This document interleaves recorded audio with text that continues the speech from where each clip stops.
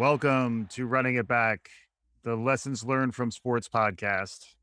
I'm Mike Palmer, joined by Tarlin Ray. Tarlin, welcome back to Running It Back. How are you doing today? I'm doing fantastic. Thanks for asking. I've just been waiting for you to ask me that. So quick story. There was a couple of things you probably need in life as you're growing up in any school. Class on how to handle your personal finances. I think that's probably going to be, it's super important, but you never talk about it. And probably a class on nutrition. Hmm. Now, growing up as an athlete, one of the things you never wanted to do was put your hands on your knees, make you look tired. Yeah. You wanted to be the last one to go for water. Mm. That'd be tough. Yeah. You just live in a permanent state of dehydration. Food and water are important. Let's put a pin in that. Yeah. Tom Brady, TB12, pliability, All of it. fluids. It's all about hydration, sleep, Hyperbaric chambers, all that stuff. bathing in red wine. We'll talk about it later. Treatment. Yeah. I agreed to go on a 44-mile road bike trip with my buddies. Yeah.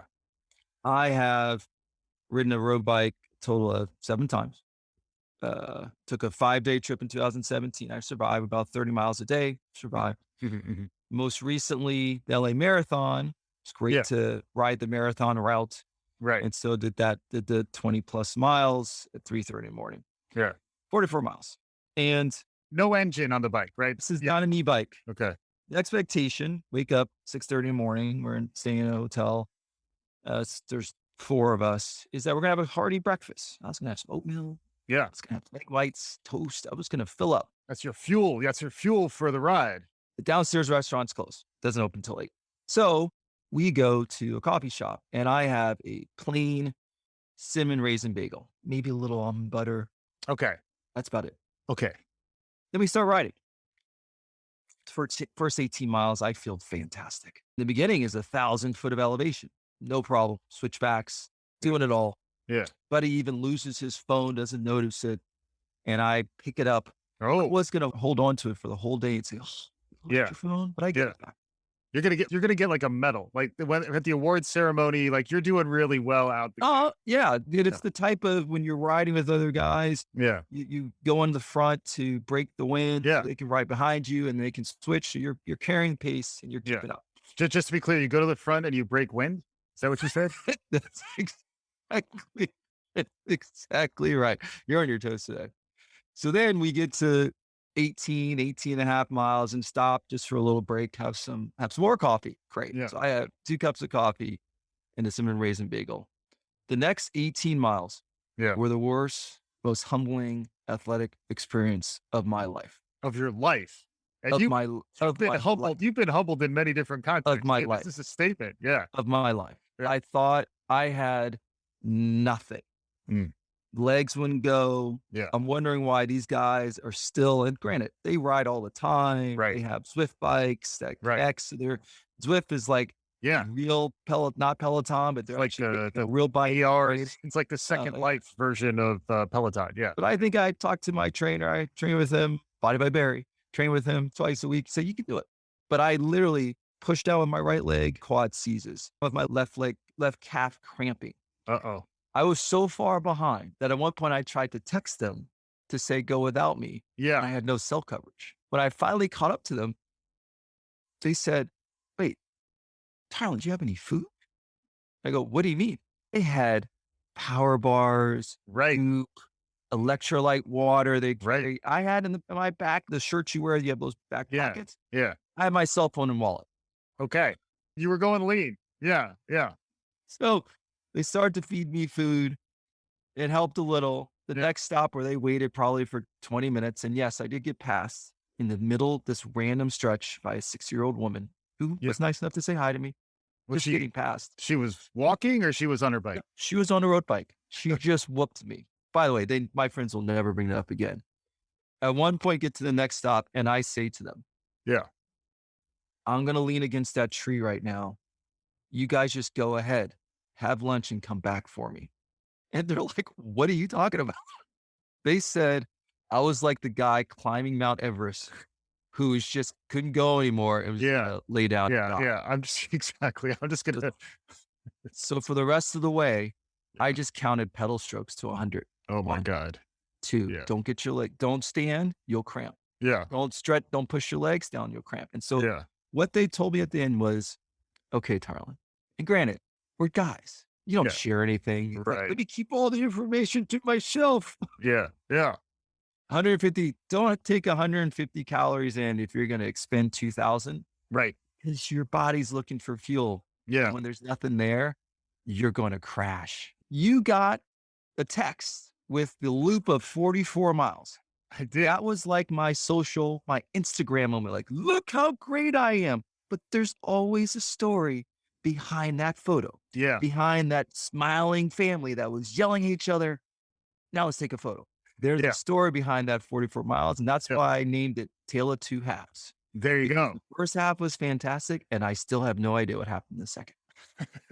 Thank you for the extra time. No, please. Thank you for that story. You're saying your caloric plus minus was really in the negatives. You took in, but you were giving out more. Somebody who's plus minus on the court was generally in the positives. Was one Scottie Pippen. Oh, look what you did there. See what I did there? You did there. The topic of today's episode is Scottie Pippen as a representative of the NBA Top 75 and also as the author of Unguarded, which both Tarlin and I have read. This is certainly not an endorsement of that book, but I would say if you read that book, you would perhaps enjoy this conversation more, but also we did it for you. So we're doing the 9 hours of runtime of the audiobook, which can be adjusted through the powers of variable speed listening. We're pretty deeply enmeshed. We got a lot of Scottie Pippen on the brain right now. We're going to talk about him. We're going to talk about supporting casts, his take on The Last Dance, which is our origin story to some extent here on Running It Back. We started this podcast talking about The Last Dance. This is now Scottie's perspective on that, which is interesting on a number of levels. But yeah, talking Scottie Pippen, talking NBA all-time greats. What are your opening thoughts? You and I have to use air quotes, as you said, every time we use the word read. Audible is our friend. Mm-hmm. I only got up to 2x in listening to the audio. I think you said you got higher. You need to talk about your experience, but I could not have gotten through Unguardable because I think that book is probably unreadable, but we needed to because The Last Dance is our origin story. It's interesting that Scottie Pippen feels like he was not portrayed in the best light in The Last Dance. And so his response to a 5-part documentary, it was must-watch TV during the pandemic, is to write a book. And we know no one reads. So his time in the sun, he's doing a few interviews right now, and then it's going to fade to black. And The Last Dance live on as a phenomenal piece of entertainment, which at the end of the day, this is a story about fame. And Michael Jordan is by far one of the greatest basketball players of all time. If not the greatest. And not the greatest. And this is not this story. It's not, did we go to that? We did this before. We did talk about that. Okay. That, if not the greatest, but one of the greatest entertainers and most famous people in the world. And so it's interesting to see Scottie release this book, because I definitely learned a lot more about someone who was dominant. You cannot say anything, one of the top 50 players all time, one of the top 75. Yeah. But he's never going to be famous. And so is this about the fact that he didn't have the same fame? Is this about the fact that people don't recognize that sports are more than a single person, that it's about the team? Yeah. He's screaming into the wind. He's screaming into the wind, especially in a moment where we celebrate clickbait moments. We celebrate that TikTok. We celebrate the highlights. We have NFTs and other things. We're celebrating the highlight. We're not going to talk about and show clips of Scottie Pippen guiding the defense and making that deflection. Yeah. And so it's interesting. Maybe he's just in the wrong time, but it's interesting that he's fighting for something that he already has, which is being considered one of the best players, but he's never going to be famous. Well, he's never going to be Jordan. He's famous. He's at a level of fame. He's at a level of people are reading this book. He got a ghostwriter. This book got published. People care about what he's saying, and it feeds the hot take machine. He's taking some swings. Jackson's racist. It's clear Scotty's doing this to stay relevant, to keep the level of fame that he has, but he will never reach Jordan's transcendent level. And there is also the element of charisma where Michael was the star. Michael glowed on the court. It's like from The Last Dragon. He's got the glow. When you see Jordan on the court, it's hard to see anybody else. And it's easy to miss that guy next to him is also one of the 50 greatest players of all time. DVD rentals of The Last Dragon just spiked. Not streaming, DVD. Keep going. The Last Dragon. Get it at your last Blockbuster. In Oregon. You won't be disappointed. Tiamat was the dude that. And Vanity. Was it Vanity? Oh, yeah. Yeah. But we're talking about Scottie Pippen. What is it like to be part of the supporting cast when you're also good enough to potentially win on your own? It is interesting also that he includes the later part of his career where he's no longer on the Bulls. I actually had forgotten about a lot of those teams where his narrative would have been really different had he won with Houston or with Portland. Or the year after Jordan retired. Correct. Yeah, exactly. In the interregnum. He is the king. You used the word supporting cast. Yeah. It's not. He's best supporting actor. Oh, I guess. He's kind of like a Gene Hackman. He's doing and it's a virtuoso performance, but it's not. Is he Sam Jackson in the Avengers? You need Nick Fury? Is he Samuel Jackson in Pulp Fiction? Oh. You know, is he contributing to the extent that he's Samuel Jackson in Pulp Fiction? Royale with cheese. Royale with cheese, exactly. Okay. Because you use the word supporting cast, it's feels pejorative. Scottie used the words, and he used it in a pejorative sense. He did not like being called the supporting cast. He also was called Robin to Michael's Batman. He was the second banana. I was thinking we do need to do a banana boat show. we always threaten that. We run it back to the banana boat. But what's interesting is Michael and Scottie wouldn't have even been on the same banana. Like they were not that close. They didn't really run together. And it's so interesting that Scottie attributes a lot of this to the fact that he didn't play golf when like these slight overtures that Jordan might have made for him to be part of his inner circle. But I just don't think the two of them would ever really just flow as close friends. Yes, let's break down the book so no one has to read it. From Hamburg, youngest of 12. Yeah.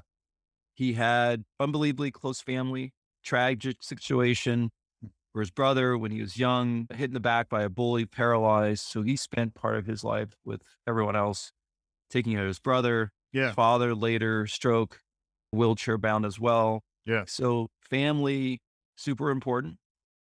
Scottie has that story where he didn't make the team early, the varsity team, and claws his way onto the team, got kicked off the team because he's acting as the manager for the football team and doesn't want to work out. He had this backstory to get Scottie to the point where he ends up in Central Arkansas, 6'1", sprouts 6 inches over the summer and becomes the dominant player, stat stuffer that he is in the NBA. And by the way, throughout the book, it's really hard on a 2X listen to hear someone read off stats like you're listening to a box score. Yeah.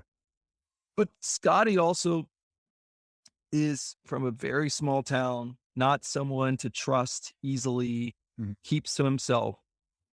And so you talk about charisma and you talk about that goes with, that's part of the fame. Jordan and team and others in the media crafted a narrative. It's nothing to have issue with Jordan, fine. Why did he need to have in The Last Dance in the 94 season to show that moment in time where Scottie Pippen refused to go check into the game against the Knicks when there were 1.8 seconds left? Yeah. Because Phil Jackson called the last shot for Tony Kukoc. Right. Do you need to do it? It's the narrative in between the two. I think championship. But I don't think at the end of the day, I watched clips of Jordan. I've read what he said about Scottie. Yeah. He said he could have never won any of the championships without Scottie Pippen. There is no 6-time NBA champion without Scottie Pippen. Who does he have issue with? Does he have issue with the fact that he's more of a quiet guy? Right. What's the name of the book? Unguarded. He was guarded. Yeah. So now you're unguarded. Yeah. Now you want everyone to flock to you. Right. So I'm separating two things. One is, come on.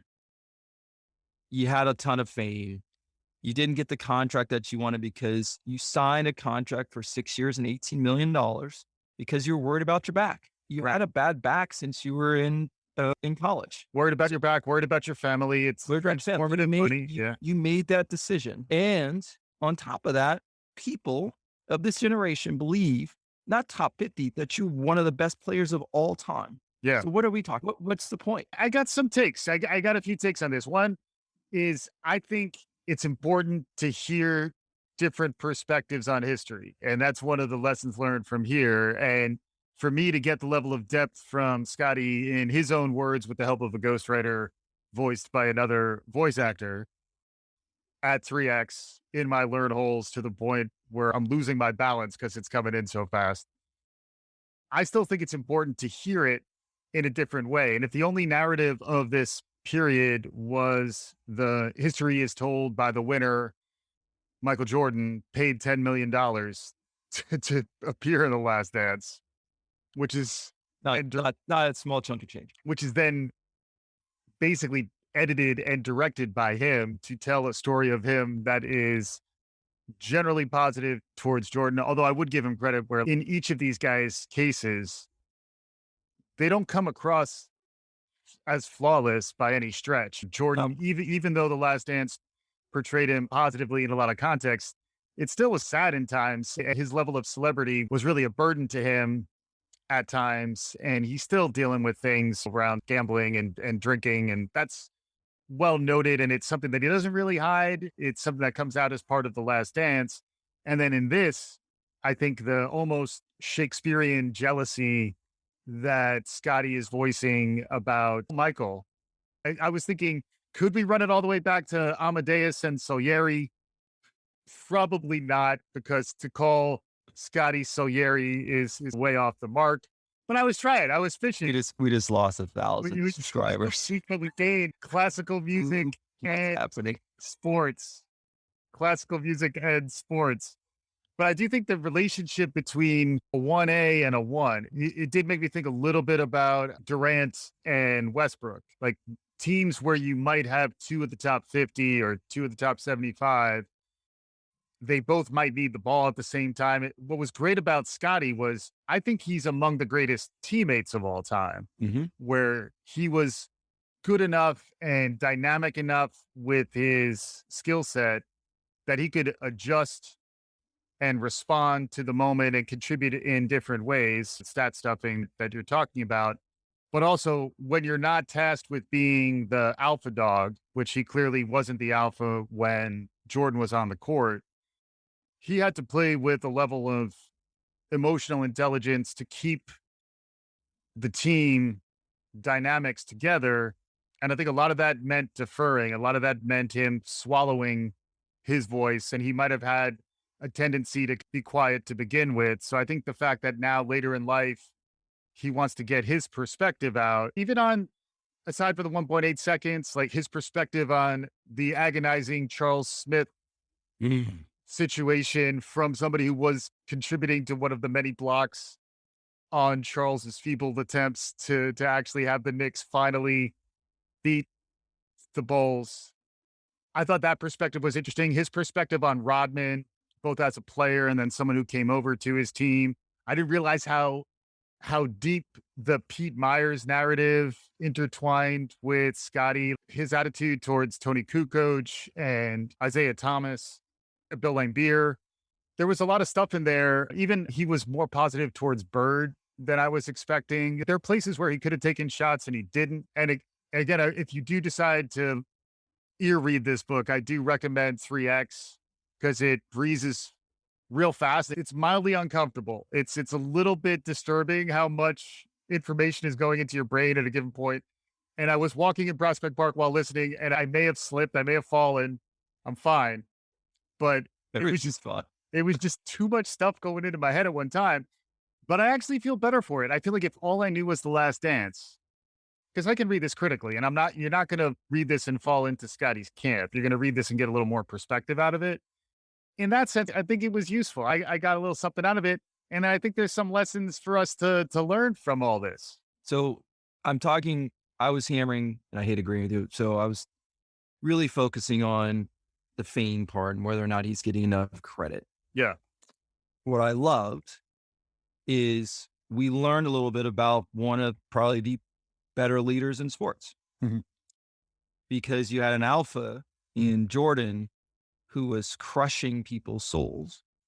And if you think about Scottie, if you believe him, and I do, because I still remember him the way he was on the court, Yeah. he was the one, he talked about EQ, Mhm. that knew how everyone was doing, knew where to get them the ball, picked them up after Jordan probably crushed their soul. Yeah.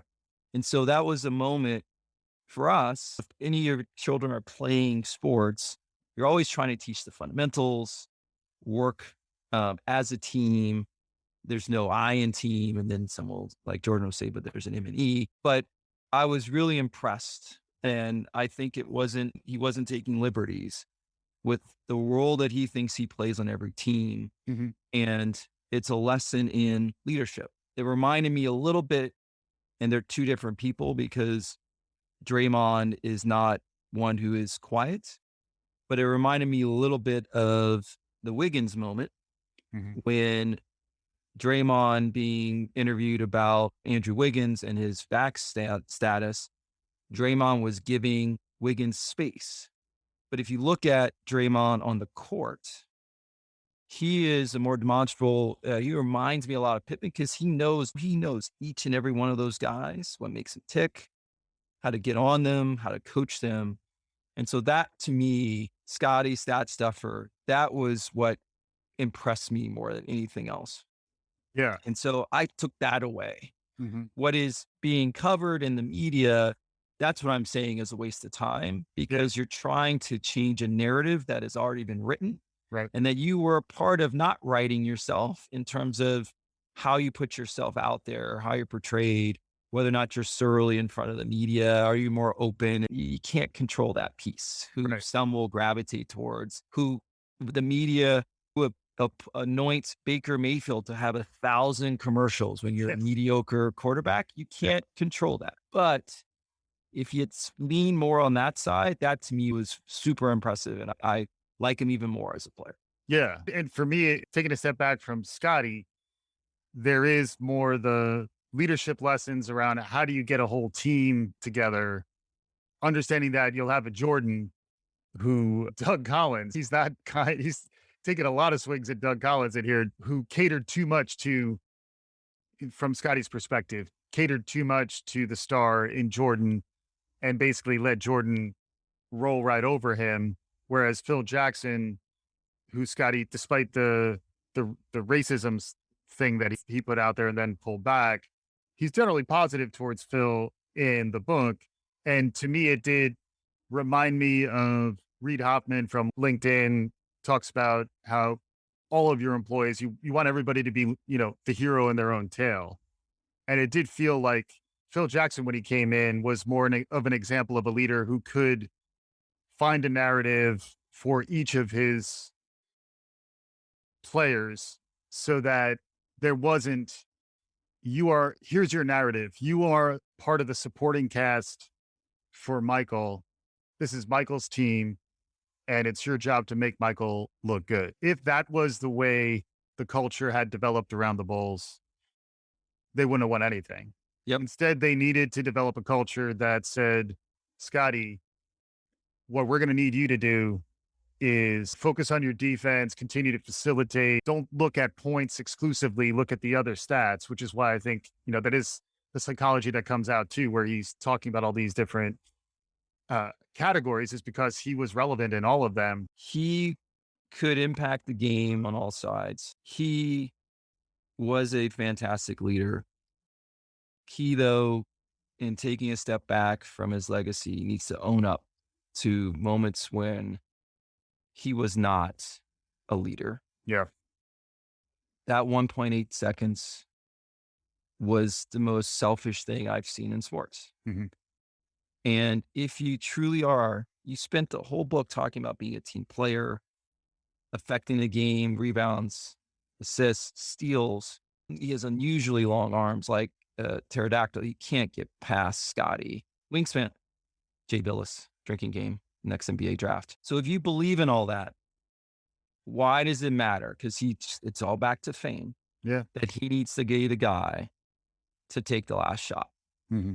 Mike Wilbon, and I listened to some of Jalen Rose, Mike Wilbon, Stephen A. Smith, Mike Greenberg. Wilbon said, I've been saying for at least 15 years, he's one of the most underrated all-timers ever. Mm-hmm. And I agree with him. For people who understand the game, they know that he's the guy. At one point in the book, Jordan said to Phil, that's the best all-around player we got on our team. Mm-hmm. And Pippen said to hear that from Jordan meant the world to him because that's what he wanted to be. He was that. Yeah. But then to quit on your team when you're down 2-0 because you're not going to get the last shot is ridiculous. Yeah. So he's a conflicted guy. Yeah. At his core, he's a team player, massive EQ. He was the glue across all those guys, as Jordan was the alpha. Yeah. And we celebrate the Mark McGwire, Sosa home runs. We celebrate who scores the most points in basketball. We celebrate the number of touchdowns you throw or touchdowns you catch. He was the guy. And so he's trapped potentially in a time where you got to get the spotlight. You're just craving the spotlight when you've already got everything that you've ever wanted. If you listen to your own words, Mm-hmm. his own words celebrates team, but he just wants a little bit more and he's never going to have that same shine. So that's the piece. Like, yes, I learned a lot about Scottie at a time where we're day after a Kyle Rittenhouse verdict and we have vigilantes being able to go around the country. This is probably a frivolous topic, but for me, it's not, because we're always looking for moments of leadership and who owns up to things that they did and who doesn't.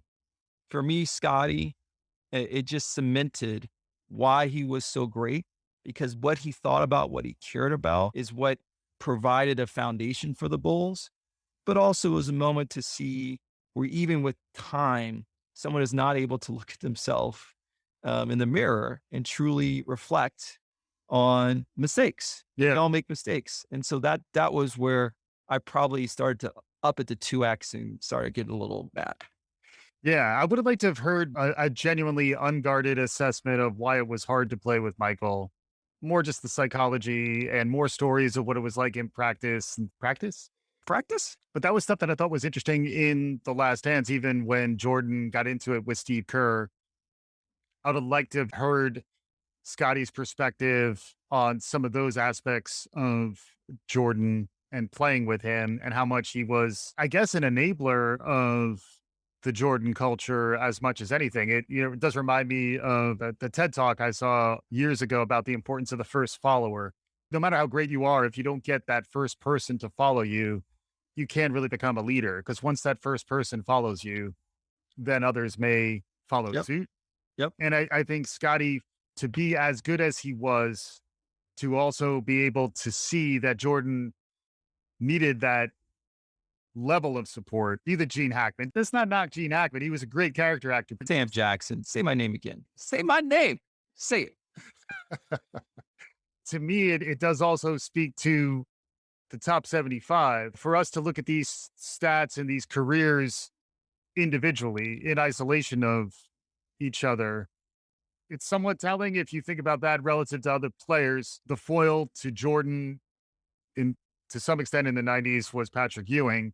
If you look at his supporting cast, there's no one even close to the top 75. Oakley, supporting cast in the club, he's a real one. He's number one, but that's different. A supporting cast after the game, if you really got into it and you're meeting outside of MSG, again, Oakley is GOAT in that context. But the players who Patrick was playing with, and also whether he could actually have the ball in his hands. What was interesting about Scottie and Michael is that their skill sets overlapped enough that they were somewhat interchangeable, particularly defensively and then facilitating the ball. And to me, the level to which Scottie was able to defer and adapt is part of why the Bulls became so dominant, aside from Jerry Krause, who you're on the record as perhaps calling him the GOAT, if I recall correctly. But I think there's a lot to be learned about that ability paired with playing with your head up to understand the skills of your other teammates, and then adaptability to be able to fill gaps and contribute in ways that ultimately will result in a W. He does talk about his intangibles. I'm a big fan of intangibles. I'm thinking about someone today who unfortunately has been hurt the last 2 years, and we hope comes back strong. Mm-hmm. But the closest to Scottie, different game, is Klay Thompson. Yeah. And Klay and Steph, the Splash Brothers, came in the league just dropping bombs on people. Steph is the Jordan of our year. Never seen anyone change the game. You walk into the gym in the 90s, people are getting into the posts and trying to drive into the lane. You walk into the gym in the late 2010s, and every single person is stopping past half court and trying to drop a three. Yeah. That's the Steph effect. We've talked about it, but it's Klay Thompson too. Yeah. And Klay Thompson, a two-way player. You don't win those championships without Klay Thompson, and Steph knows it. Yeah. Klay Thompson gifted the number 77 because there actually is a tie. So there's top 76 by his teammates because Klay thinks he should be on the top 75. Yeah. Many of us all do as well. Mm-hmm. The Klay and Steph have a different relationship where Klay is quiet.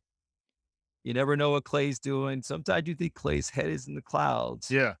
But Klay's comfortable with who he is, where he contributes, and he probably doesn't play as outsized a role as Scottie did because Draymond probably plays some of it. So he's probably half. Yeah. He's half Dray. He's got a Draymond be able to play some of that loop. But I just think of that's the closest to a Scottie. So that's the 1A. Yeah. And is he getting the credit that he deserves? Maybe not. Definitely not with the top 75. Yeah. But you watch that relationship with that team and it has no effect. Yeah. Like can't wait for Klay to come back. Steph will be the first one to defer. And it's looking for his road dog again. But listen, we're never in the locker room. As you said, I would love to learn more about the battles in practice. Yeah. A little more of that psyche so that you can understand why Pippen felt that way. But having dynamic duos, as I lived through the Lakers with Kobe and Shaq, which is two alphas working together, it's more interesting to see people that have different personalities and how that the two together, 1 + 1 = 3, versus and Scottie and Jordan together, 1 + 1 = 4. I hope this fades to black. You got your book out there. Yeah. You're a top 75 player. You believe that LeBron is better than Jordan, and we know why, because you believe in an all-around game. You don't believe in just scoring. And we're good. Right. Yeah, I knew you were going Klay Thompson there. What's interesting there is that Steph's not much of a defensive player, whereas Jordan was. I think what was really interesting about Jordan and Pippen is how much their Venn diagram overlapped. Yep. You know, how much they really had similar skills, and then the way they had to adjust to focus on their complementary skills. And it was almost like Jordan's skills were focused on first, and then Scottie rounded it out from there, which is why their competition around steals was really interesting as well. Just try to figure out how do they adjust, how do they figure out who gets credit, even on something as obscure as steals, which is Jordan's famous competitive nature. Where I wanted to go with this, though, was I've always had this conversation with my hoop buddies over the years, is if there were 5 of me on the court versus 5 of you on the court, what would happen? What's interesting about Pippen and Jordan, both those squads would be really difficult to compete against, no matter who else you're putting out on the court. And that is partly an HR insight. You do have these 5-tool athletes who can adjust and complement each other. Then it's more about chemistry. All you're hitting on is can. Yeah. It's rare to have that 5-tool player. You love to recognize it and have it at work as well. Yeah. Can versus will. Because if someone perceives that if they do that, play a complementary role somewhere, take a step back, fill a gap. Will they not get the shine? Will they settle, which it was his choice, for a 6-year, $18 million contract where years later he's making less than Stacey King, a recent draft pick. So the will is what's hard. You can't bet on the will. You can't bet on being able to explain to someone, I'm now cycling into a work environment, that this will be best for the org. And we understand you taking this on, that we'll look out for you. Right. That takes a lot of trust. Mm-hmm. That takes a lot of belief that it's not just all about you, whether it's the organization, the Reinsdorfs, the Krauses, and Pippen built up that organization that everyone's against me. Yeah. While he has a statue in the arena and only one of 4 jerseys that have been retired. Yeah. Think about that now in the work environment where at-will employees, you're the 5 tool. And should I give that tools 4 and 5, or should I stay in my lane? Because what are you doing for me? You're paying me, but why should I go above and beyond? I just went immediately into can versus will. Yeah. And then that goes into leadership, that goes into trust, and whether or not you have integrity to the people you're working with. Because if you I'm using air quotes, I need you to play that 5 tool role right now. It only will work if you recognize that later. Because at some point, then that 5 tools say, I'm good. I'm going to take my tools elsewhere. Right. And that's what Scottie did. Right. It's also how much is your work culture a star culture, and how much of it is more about building that winning team. And there needs to be a little bit of both. Even in this context, if Scottie, consummate teammate that he is, wasn't about Scottie at the end of the day, which he clearly was, he wouldn't have been as good a player. He wouldn't have been able to get the Bulls to elevate to that level. Just an interesting tension there, Tarlin, between allowing people to be the hero in their own tale while still trying to keep it cohering enough so that you're able to perform optimally as a team. Lots of analogies to professional life and anytime humans get together in groups. That's why we should stay apart. Final thoughts? Please, and this is a commercial for Audible. If you don't have time to read, I know it's hard to pick up a book. Highly recommend Audible. I use it on long walks. I just read the book Think Again by Adam Grant. I think it's a great read to help you think about life in a different way and approach opportunities with different perspectives. So Audible, shout, you're always a friend of the show. Yeah. We're generally pro ear reading. In essence, you're ear reading this right now. Thank you for listening. Tarlin, thank you as always for contributing. Scottie, thank you for putting your words out there. We'd love to hear you. I'll see if I can find some of Scottie's deep voice to help take us out the show, because he could have been a soul DJ. He had many different directions his life could have taken. Tarlin, always wonderful to have you for running it back. Thanks again for joining. Thank you. And to our listeners, keep listening, spread the word. We got some interesting stuff coming up on the horizon. We'll be talking more about that in upcoming episodes. Lessons learned from sports, always looking for them. Thank you for listening. This is Running It Back. I thought it was a great documentary. I felt like the documentary only told a story that sort of glorified him as a player and not glorified us as a team.